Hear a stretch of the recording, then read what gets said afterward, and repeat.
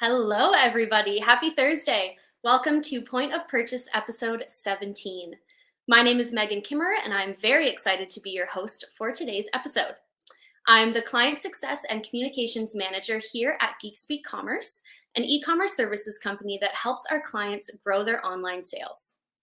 Now, today's episode of Point of Purchase is one that I'm sure will be extremely valuable for a lot of our viewers today because we're going to be diving into the Canadian consumer specifically, something that can be difficult to hone in on in the many consumer studies available online that focus on the US or on North America as a whole. But before we get into all of that, I'd just like to quickly set the stage for anyone who might be tuning into our show for the very first time. Point of Purchase, or POP as we like to call it, is a live web series presented by GeekSpeak Commerce. In each episode, we dive into topics surrounding the retail and e-commerce ecosystems. Everything from industry news to technology, best practices, business strategies, and more. We tap into our own experiences as an e-commerce services provider, and we bring in experiences from others within the industry as well. You can catch us live on LinkedIn, Facebook, or YouTube to join in on the conversation. And you can actually join in right now by leaving us a comment to let us know where you're watching from. Please do feel free to ask any questions you might have for myself or our guests throughout the show as well. You can do that by leaving us a comment, and I'll pick it up at the end of the show. So let's get right into it. Our topic for this episode is Trending Now, the latest in Canadian consumer behavior.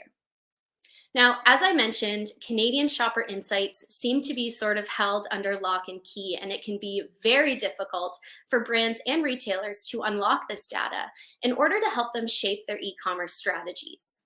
Most of the major published studies focus on the American or the North American consumer, but few really focus in on that very important Canadian shopper, where they're shopping, how they're shopping, and what they're looking for from companies. The exception here lies with BrandSpark, who offers a wealth of knowledge surrounding Canadian consumers and their values. And I'm very lucky to be joined today by the Vice President of Consumer and Shopper Insights at BrandSpark International, Philip Scrutton. Hi, Megan. Thanks for having me. Yeah, of course. Thank you so much for joining us, and thank you for letting me pick your brain for the next 30 minutes or so. Oh, my pleasure. So I have your bio here, Phil, and I'm going to give it a quick read just to introduce you to everyone watching. But I will get you to formally introduce yourself as well afterwards. Great. So Phil joined BrandSpark in 2009, where he generates insights that help clients win with consumers to grow their business. In addition to custom research across consumer goods verticals, he leads syndicated studies, including the BrandSpark Shopper Study and Canadian E-commerce Shopper Study, and anchors the Best New Product Awards and Most Trusted Brand Awards in credible research. And those studies, especially the Canadian E-commerce Shopper Study, are what will lay the lay the foundation for a lot of what we're going to talk about today, which is awesome. So, Phil, can you kick us off by introducing yourself as well, telling us a little bit more about yourself and your role at BrandSpark? Absolutely. Thanks, Megan. I'm Phil Scrutton. I've been at BrandSpark 12 years. And like Megan said, I work on custom brand consulting as well as shopper path to purchase work. Probably about 80% of what myself and my team does is that custom for clients with a lot of focus on e-commerce. And then that other 20% of the time is where we touch on some things that you may have seen our name. So that's our syndicated studies. There's the Canadian Shopper Study, which we started 18 years ago, so just before my time at BrandSpark. And then there's the e-commerce shopper study, which we'll kind of focus on today, which we started in 2016 when we were just really seeing a lot of e-commerce growth, which of course accelerated recently. We wanted to support or kind of fill the gap there was for Canadian insights. And there's a lot of kind of great free even insights from the US, but it's just harder to find the why behind consumer behavior for Canadian consumers. Yeah, and you're so right. There's such a gap. So studies like these are really, really important, especially for not only just Canadian brands and retailers, but any retailer or brand who sells into Canada. So for those who don't know a little bit more about BrandSpark, they are a boutique research and consulting firm that provides organizations with the clear direction they need in order to optimize their brand positioning and ignite their brand strategy. I love that description. This is accomplished through very detailed research, as Phil mentioned, into consumers, where and how they're shopping. And one of the studies, of course, that we'll be talking about a lot today is the BrandSpark e-commerce shopper study. Phil, can you tell us a little bit more about this study, who it covers, what kind of insights are found within? Absolutely. So as I mentioned, we started this in 2016. It's been kind of annual and become a biannual study. So we're going to our eighth wave, our eighth edition of the study will field this early June. And it looks at really Canadian online shoppers across a range of categories. So essentially, it looks at that 80% of Canadian shoppers who do shop online. Um, and we survey about 7,000 to 8,000 people each edition, and we quantify kind of the categories they shop in online, even if it leads to in-store purchase, the ones they purchase online, and then we dive into a range of categories to understand their behavior. So it really provides insights in terms of how they shop, what kind of content they interact with, and it lets Canadian marketers look at that by Canadian retailer and for a Canadian consumer base. Wow, awesome. So a lot of really, really valuable insights in there for a lot of different stakeholders. So the 2021 study has shown that Canadian e-commerce saw quite the drastic growth in 2020, of course, due to COVID-19. And then that 2020 growth sort of stabilized at the top there in 2021. What are you seeing now that we are at the start of 2022?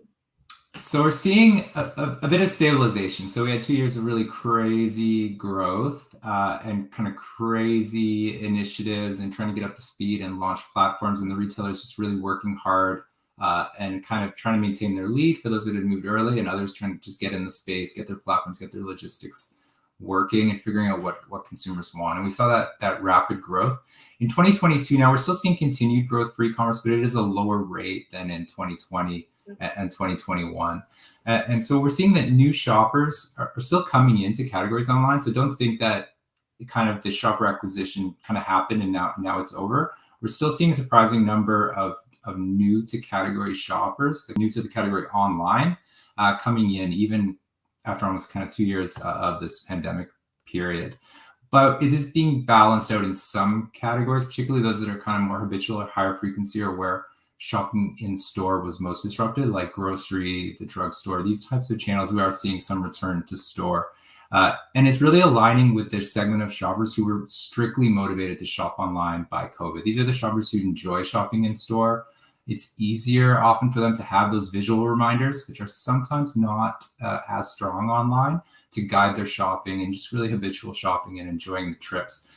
Depending on the category, that was about 10 to 15% of shoppers, and they almost entirely kind of explain the declines in some categories. But again, we still have that underlying growth, just driven now again by fundamentals, not so much driven by COVID or concern of in-store shopping.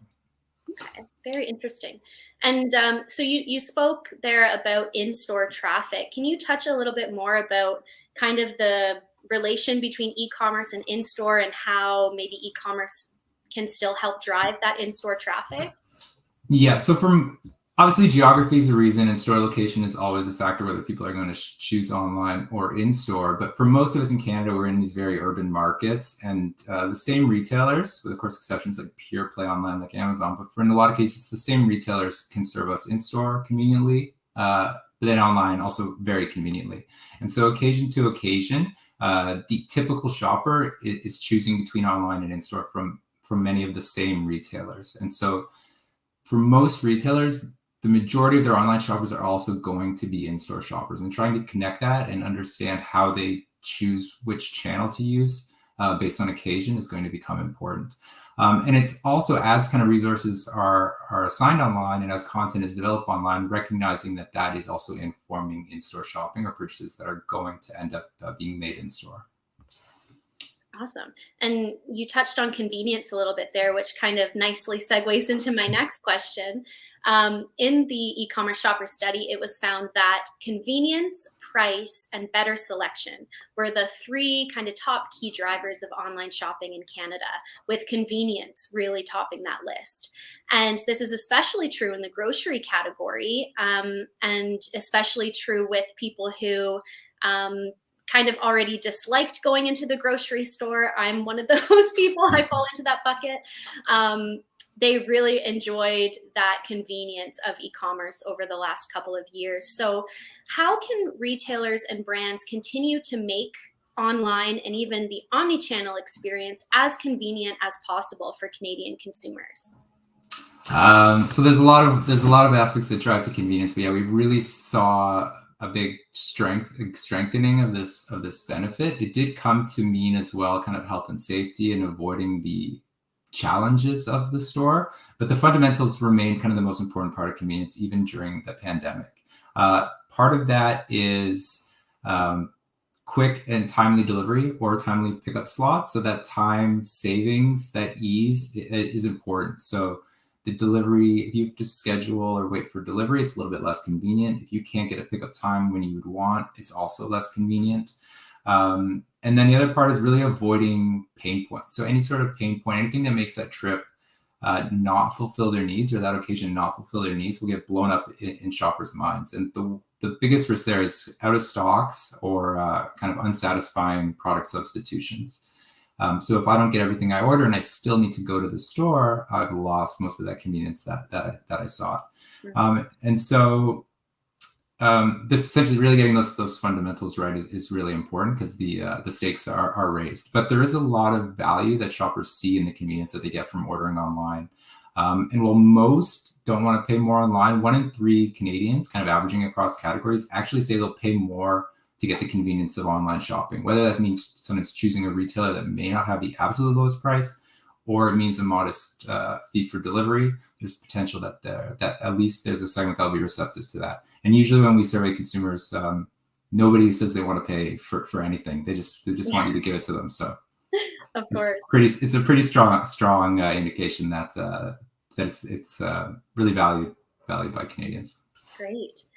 So on the flip side, I guess, of convenience being the biggest driver of e-commerce, I read in the study that delivery fees are actually said to be one of the biggest concerns.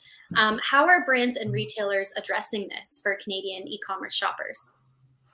Yeah, so many shoppers are still kind of quickly turned off when they see there is a delivery fee. We definitely were trained to expect free shipping, and we think as a default to see it. So when we see free shipping, we don't even think like wow, what a great offer for me. We just kind of think, well, of course, that's what everyone does. It's free shipping all the time. And when it's not, there'll be hesitation. Now, some retailers that are kind of more premium space can get away with that. We're seeing retailers trying to be a lot more sophisticated with that. So exploring how they'll tier free shipping, or offering kind of a lower, like a slightly slower, slightly less premium option as the free shipping, and trying to get people to pay up for express.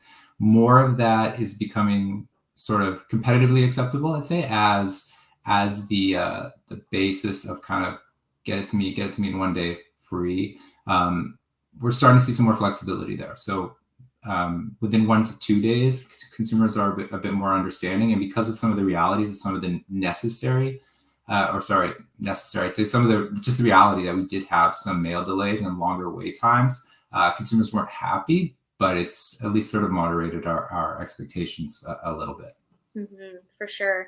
And how has this affected other fulfillment channels like click and collect? Is, delivery kind of, I guess, the any worries about delivery kind of driving click and collect, or Yeah, so in the early stages of kind of moving to online grocery, one of the reasons why people would choose click and collect is being able to kind of look over their order before they left the store and deal with any issues there. We've seen that fade a bit as a reason for choosing click and collect, because our fulfillment's generally been done quite well by the retailers that do offer click and collect, and that was more for grocery, whereas concerned people want to view the fresh. If you're kind of nobody can choose it like I can choose it.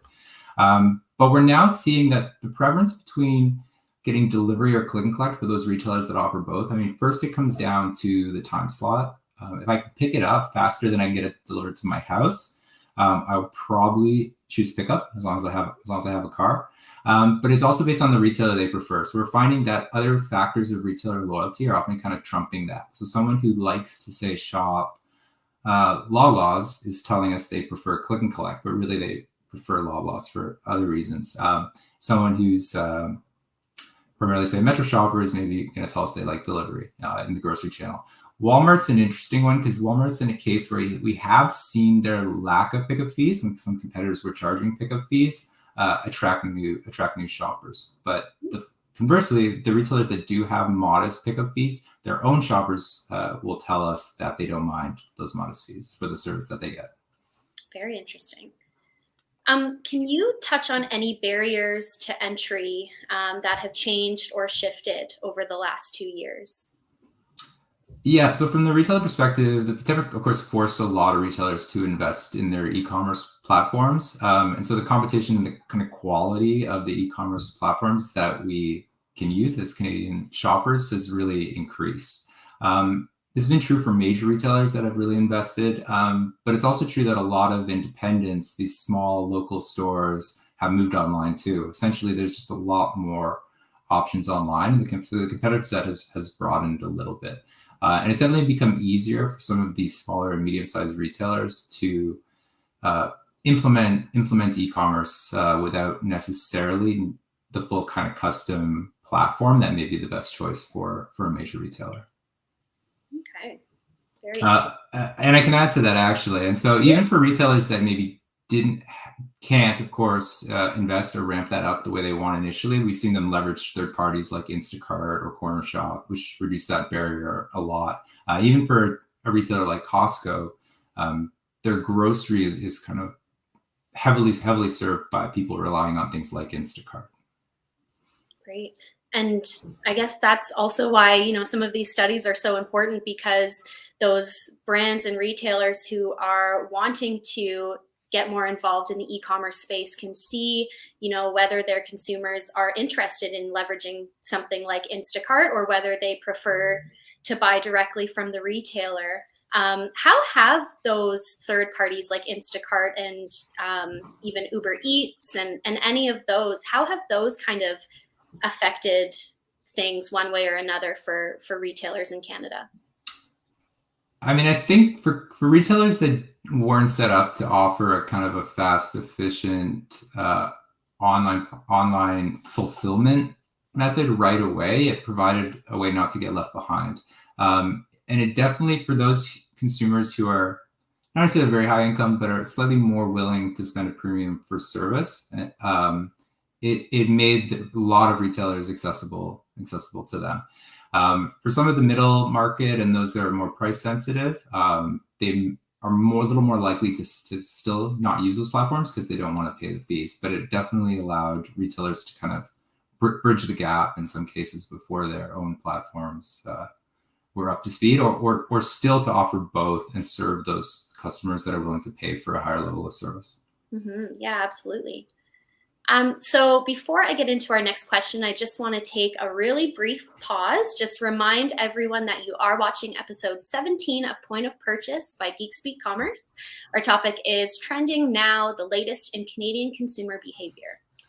If any of you have any questions for Phil from BrandSpark International, please feel free to drop them in the comments, and I'll ask him at the end of our show. So back to my questions now. According to the e-commerce shopper study, this is a good one. 81% of Canadian consumers agree that analyzing reviews is an important part of online shopping.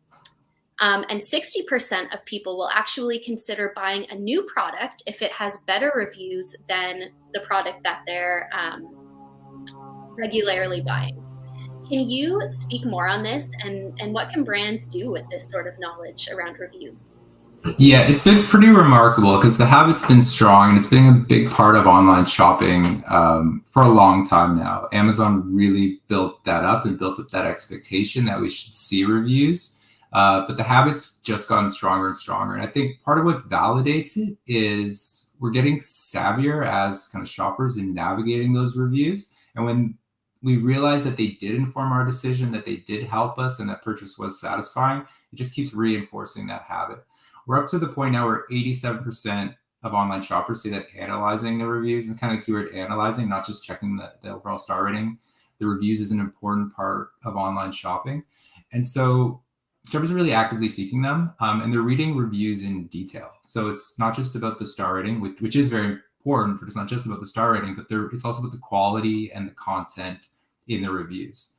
And we even see shoppers will check reviews online when they wouldn't have required that information in store, because the habit is there, and they're just not going to ignore that content, which is useful for them when it's presented to them. So even when shoppers don't feel the need to drill into the product details, reviews can have impact.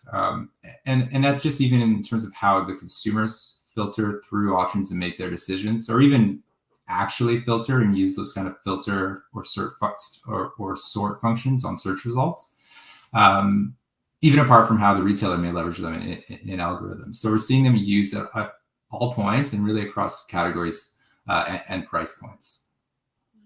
And reviews can make it quite a bit easier for a consumer to be swayed, I guess, as we know, from one way or another when it comes to shopping online. This doesn't necessarily exist, at least not in the same way, in the in-store environment. How are brands leveraging online reviews in store, or how can they do that? Yeah, so there's a few ideas there. We've seen them leveraged in different ways. I mean, for higher value, higher cost items, or a purchase that's more engaged, or shoppers have particular needs, information they really need to confirm, they still will check online reviews when in-store shopping. So majority of shoppers will do that, not necessarily on majority of occasions, but they know the reviews are available to them, and they'll do that. For lower cost items or more kind of passively shopped categories, we may not expect consumers to do that. Consumers are a bit more open to trial, a bit more risk. They don't need to be as informed. But brands can still really leverage consumer voice in aggregate through credentials, potentially with media in store like shelf talkers. Obviously, some brands are doing campaigns around this type of content, but also with things like credentials or awards that can be on package, like our Best New Product Awards program or similar programs. Okay, yeah, great point. So I guess if a shopper knows they're in the market for something high cost, they're likely checking those reviews before they head into the store, probably, and that's kind of shaping their experience in there. That makes a lot of sense. I do the same thing. A lot of the times when we talk about these things, it kind of even just goes back anecdotally to what you as a consumer do yourself. So that makes a lot of sense. E-commerce also allows for more brand and product discovery, perhaps, than in store. According to the BrandSpark study, 45% of Canadian shoppers are more likely to check out multiple retailers online, as opposed to 11% of shoppers who would browse multiple physical stores, which again makes a lot of sense. What kind of opportunity does this present to maybe new brands or new products that are launching? Yeah, so it creates a lot of opportunities and challenges. So the fact that we don't have to physically move between different stores makes it very easy to compare selection and to compare pricing. So of course, it has a lot to do with it makes the pricing strategy kind of almost needs to start from online, outside of retail pressures, but the retail pressures do too, but it has to start from online, and that really drives people to move across stores. But it also means your competitive set will potentially cross retailers. You're not just competing with the other 2 or 3 options on the shelf at that one retailer. You're still competing with the competitor that's listed on Amazon, the competitor that's at Walmart, and the other banners that are in the same set. But if you're one of those brands, it also means that you have opportunities through the right content, through the right SEO to show up in some of those search engine type results to get discovered even outside of the banner that you're initially featured in. So each kind of banner that you're placing can be a stepping stone to broader discovery. Yeah, I 100% agree. That's a great point about content and search and SEO.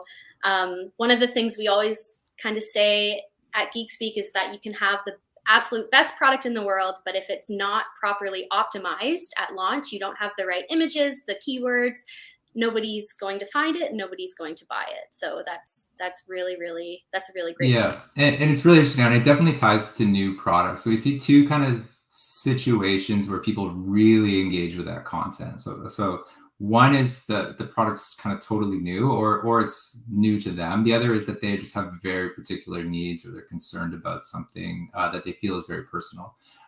Both of which require that really optimized content, and it's right down from starting with the images, then the product descriptions, and then the reviews. We find kind of in sequence. It's how it's presented. It's also how consumers kind of navigate it. So kind of it's like, what is it? How does it work? And does it do what it promises?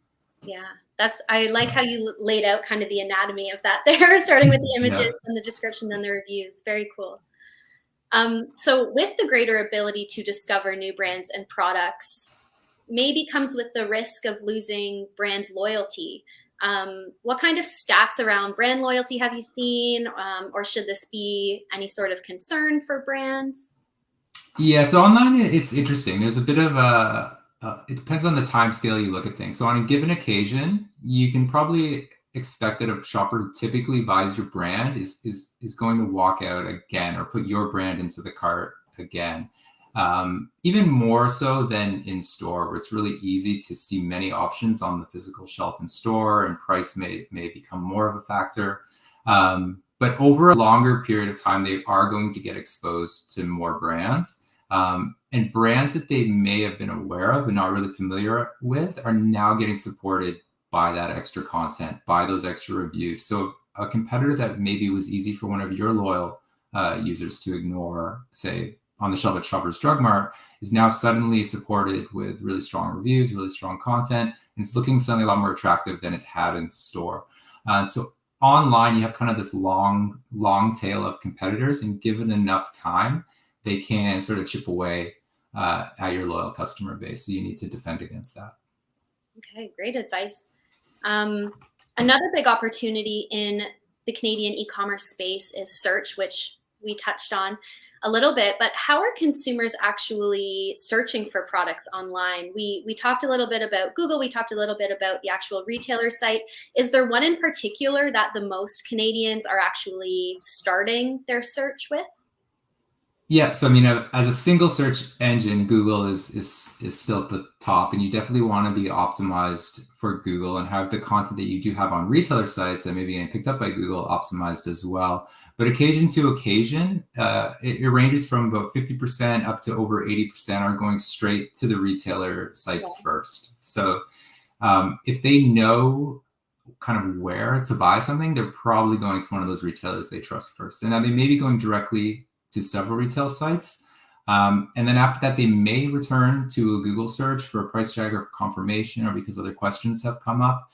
But that search optimization within the search functions on those retailer sites, starting obviously prioritize the big ones. You can start with Amazon, start with Walmart, but it depends on your category, of course. But really, this is across categories. We see this habit. And so it also shows the strength of a lot of these Canadian retailers that the big ones are destinations, are top of mind, and people will bypass the broad web search and go right to them. Very interesting. And I would add to that and say, going back to the importance of content again, understanding how both the Google algorithm and the search algorithm on each particular retailer site works would be very, very important, because you want to make sure that you're kind of balancing that when you are optimizing your content and perhaps creating different content for each site that you are selling on, depending on how shoppers are searching for each particular site. So it is a bit of a balancing act. So really, no. And we have seen that search is really the kind of default way people shop online. So a lot of retailers, you try to enhance the visuals, and the visuals are important, but that kind of the backbone of kind of how we find products on most e-commerce platforms is text driven. It is through search. And shoppers will often be quite broad in what they put in as the search terms as well. So they're typically not necessarily using all the description that they want, or they're not necessarily all using the same words to describe the same things. So it gets messy, and they're usually trying to describe the category. They're not always putting in your brand, even when they are generally a brand loyal consumer. And they're relying on the fact, most shoppers are relying on the fact that they can, when they do get those search results that are now fairly visual, hopefully with kind of optimized thumbnails and stuff, it becomes relatively easy to scan quite a few options on the page at that point. So they're happy to cast a wide net. And so you want to make sure that you're at kind of the top of that and standing out, because they're probably going to see several results. Great. So, moving, I guess, kind of from the consumer side of things back to the retailer side of things, after talking about, how consumers are interacting with your site and searching on your site, what are some of the KPIs that brands and retailers should be focusing on in an online environment in 2022?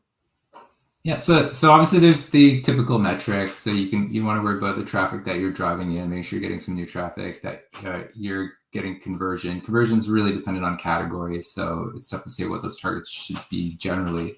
But beyond that, I think what a lot of retailers are going to want to work towards, especially when they are omnichannel, when they have brick and mortar and online, is trying to understand this total idea of total shopper value, whether it's online or offline spend. And it's going to be challenging, but important for omnichannel retailers, because we do see that the ability to shop a store, both online and store, is really a strong driver of loyalty and building that relationship with that brand, both in terms of just because it creates more touch points, but it also makes the retailers look kind of credible. It makes you understand that their selection more, gives them more opportunities to kind of fulfill and provide great service as well. Even apart from the fact that it creates, of course, digital creates opportunities for them to communicate in new ways with consumers. But I think getting to that point, it should be a goal for omnichannel retailers. From the eyes of the consumer, some of the simpler things that can be KPIs that really help support satisfaction, be fulfillment time, reducing out of stocks. These are the most important we've seen at kind of relating to consumer satisfaction with e-commerce occasions.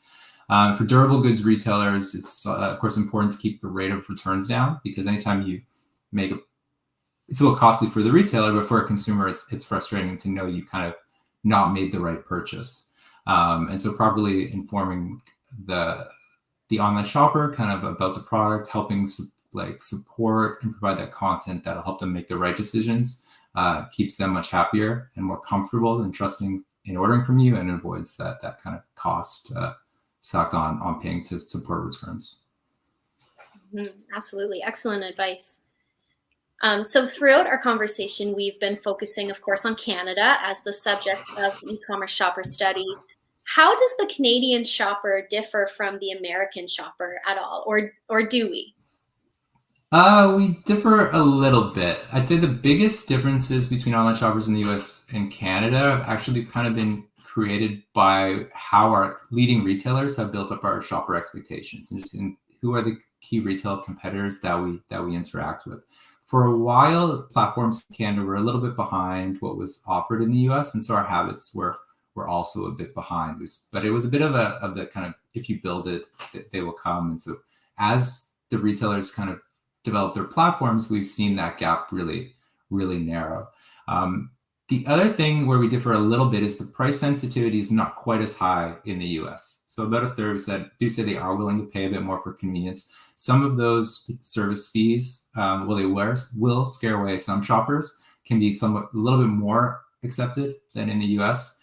And also the absolute lowest prices that you may find on platforms like Amazon may not be as low here, of course. So part of that's our currency, but also when you're got a country the size of the US and you could shop retailers coast to coast, and the shipping's still probably going to be very cheap, there's a lot of competition, and so it becomes a lot even more of a price game than in Canada.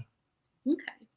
And even within Canada, are there big differences in consumer behavior from coast to coast here? Can you touch on that? Yeah, things have leveled out somewhat, and partly for the same reason that retailers have kind of balanced out the quality of their sources and platforms in that time, but we still see differences. One is that e-commerce is still a bit stronger in BC, in the Vancouver area, and part of it's consumer habits and familiarity. It's a bit attitudinal. It might be the weather. On rainy days, literally rainy days, you don't want to drive to the store. May help, but it's also geography, accessibility. It literally can come down to things like if you live in North Vancouver and have to drive across the bridge, there's not as many traffic routes, and so sometimes those trips are just a little bit less appealing, and you're going to order online, and those differences really make a difference in time.